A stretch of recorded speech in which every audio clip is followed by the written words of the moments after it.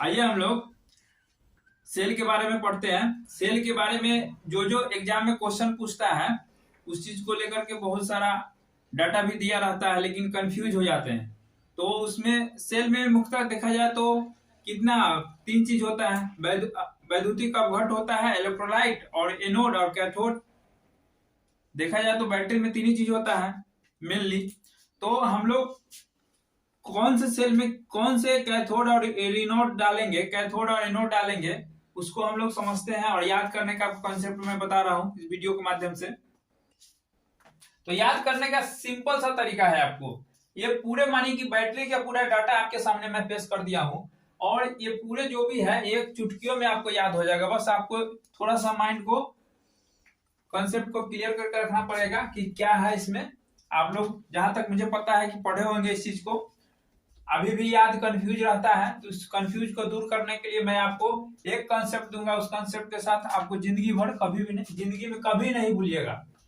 तो देखिए दोस्तों, फर्स्ट में जो प्राइमरी सेल जो होता है उसमें प्राइमरी सेल में 6 सेल होता है। 6 वोल्टेज, डेनियल, लेक्लांची, शुक्ल, मरकरी, सिल्वर। 6 सेल हो गया, 6 सेल तक। उसके बाद सेकेंडरी सेल जो होगा, secondary cell lead acid cell होगा, या इसको हम लोग संचयी सेल बोलते हैं, जो संचित करके रखता है। ये रिचार्जेबल भी होता है, ठीक है। उसके बाद निकेल आयरन सेल होता है। निकेल आयरन सेल होगा, चाहे निकेल आयरन भी बोल सकते हैं, चाहे निकेल भी बोल सकते हैं इसको। और निकेल कैडमियम भी होता है। ये 3 हो गया आपको सेकेंडरी और बाकी बस सेकेंडरी। इस तरह से आप याद कर सकते हैं, ठीक है। उसके बाद आइए इसमें हम लोग क्या क्या वैद्युतिक अपघट्ट और कैथोड एनोड हम लोग डालते हैं, उस मान को हम लोग याद करने का कंसेप्ट क्या है उस चीज को हम लोग समझते हैं। तो देखिए यहाँ वोल्टेज सेल है, तो वोल्टेज सेल में H2SO4 वैद्युतिक हम डालेंगे और CO कॉपर इसमें डालेंगे। कैथोड में कॉपर डालेंगे। तो आप ऐसे याद कर सकते हैं कैथोड, तो कैथोड हम लोग ऐसे लिखते हैं ना, कैथोड तो C है, यहां भी C है। और उसके बाद रीन प्लेट में आ जाइए एनोड तो जिंक हम लोग डालते हैं एनोड में, ऋण में। तो यहाँ देखिए एन, यहाँ भी एन दिख रहा है, यहाँ भी एन है। ऋण से नेगेटिव होता है एनोड, यहाँ भी एन की मात्रा है। तो आप ऐसे याद कर सकते हैं जिंक।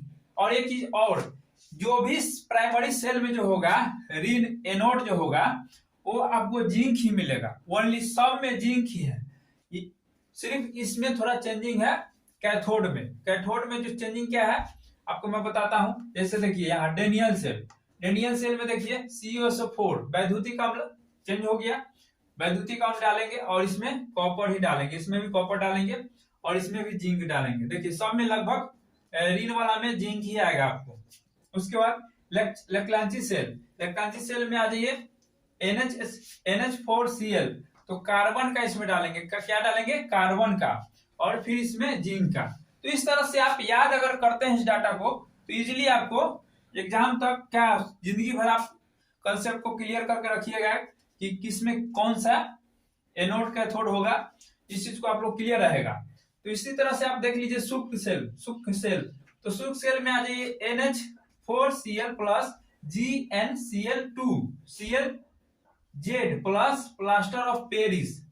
ये थोड़ा लंबा डाटा है, इस चीज को आप लोग अगर 3 इधर याद करते हैं, 2 इधर याद करते हैं, तो ये बीच वाला ऑटोमेटिक ही याद हो जाएगा।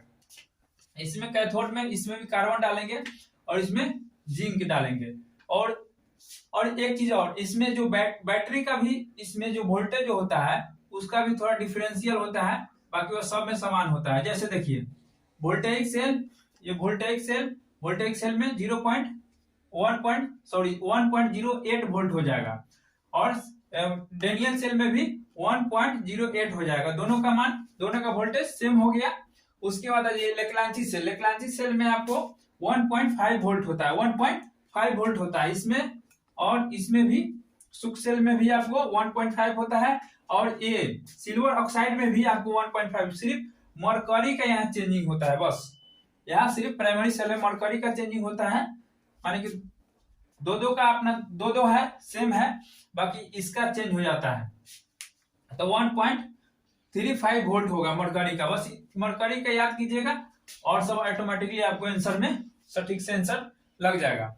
उसके बाद आते हैं हम लोग lead acid cell. Lead acid cell में, लेड एसिड सेल को हम लोग संचयी सेल भी बोलते हैं, क्योंकि इसमें चार्ज होता है, इसको चार्ज रिचार्ज करके, चार्जिंग करके हम लोग यूज कर सकते हैं, संचित करते हैं हम लोग विद्युत धारा को इसमें संचित करके इसको फिर से हम लोग रासायनिक ऊर्जा से विद्युत ऊर्जा में, विद्युत ऊर्जा से रासायनिक ऊर्जा में इसको हम लोग यूज करके इस्तेमाल करते हैं। तो लेड एसिड सेल में H2SO4 डालते हैं।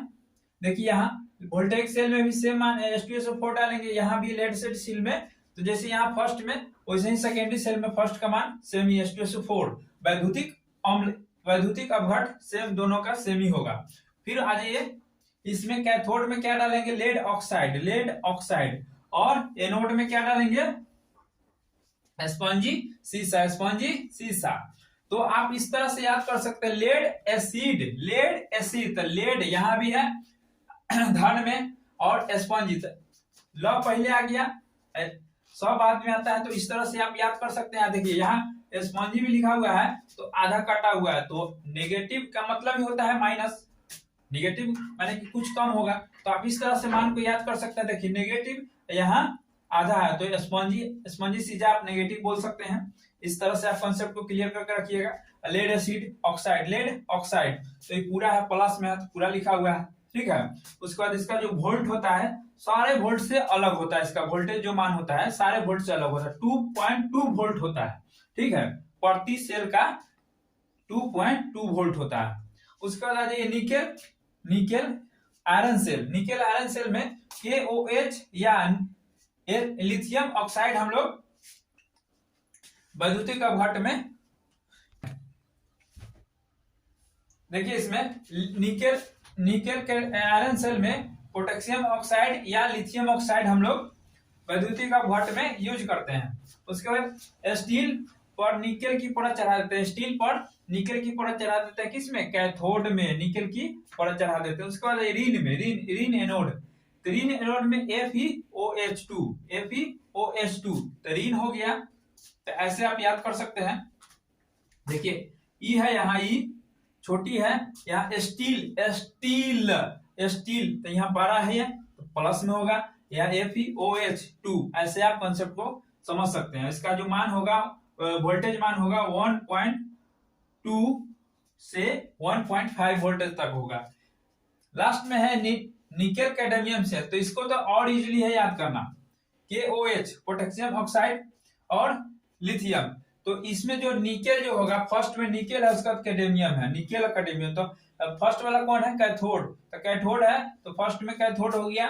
कैडमियम, कैडमियम माने लास्ट में चल जाता है, तो ऐसे आप कर सकते हैं निकेल कैडमियम। तो इसमें एनोड कैथोड, निकेल, निकेल डालेंगे कैथोड में और कैडमियम डालेंगे एनोड में। तो इस तरह से आप अगर आप डाटा को याद करते हैं तो आपको, हमें जहां तक उम्मीद है कि आपको कभी भी क्वेश्चन भी गलती नहीं होगा, कंसेप्ट क्लियर रहेगा, कहां तक आप रटिएगा। तो इस तरह से आप याद कर सकते हैं। और आज की वीडियो में इतना ही आपको मैं बताना चाहूंगा कि इस तरह से कंसेप्ट आपको देते रहेंगे कि कभी भी आपको एग्जाम में दिक्कत ना हो, ठीक है।